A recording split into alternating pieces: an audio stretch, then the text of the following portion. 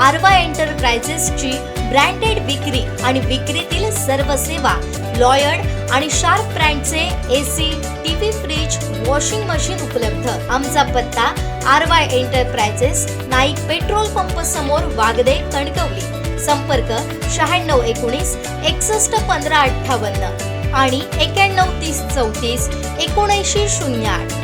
शिवसेनेमध्ये पद काय पद्धतीने दिली जातात असं बोलणारा नेता शिवसेनेमध्ये जन्माला आला एकमेव ते म्हणजे नारायण राणे असं विधान सुनील तटकरे यांनी केलंय। पाहूयात।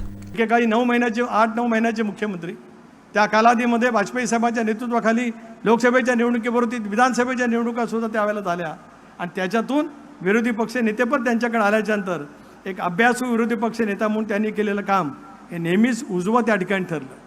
नगरविकास राज्यमंत्री होतो, अनेक वेळेला त्यांच्या सूचना ऐकायला मिळाल्या, अनेक वेळेला त्यांनी मार्गदर्शन त्या निमित्ताने केलं आणि त्याच्यातून एक वेगळा माझ्या राजकीय जीवनामध्ये सुद्धा घडवण्याचा विलक्षण योग त्या निमित्ताने आला।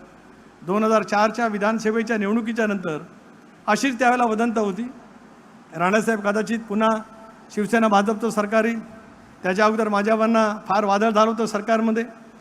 त्यावेळेला विश्वासदर्शक ठराव विलासरावांच्या नेतृत्वा सरकारवरती आलेला होता। मला सरकारमध्ये घेतल्यामुळे शेतकरी कामगार पक्षाने राजीनामा दिला होता।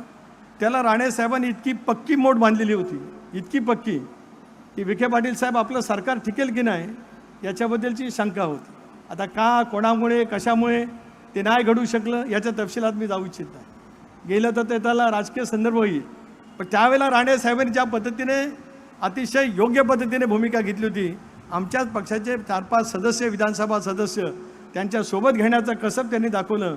हा धाकही होता, दरारी होता, आदबी होती आणि एक उद्याचं नेतृत्व महाराष्ट्राला कशामध्ये मिळू शकेल याच्याबद्दलची एक तऱ्हेची उत्सुकता होती, म्हणून तो प्रसंग लोकशाही आघाडीच्या सरकारमध्ये आलेला पाहायला मिळाला। 2004 नंतर पुन्हा एकदा वेगळं वातावरण तयार झालं।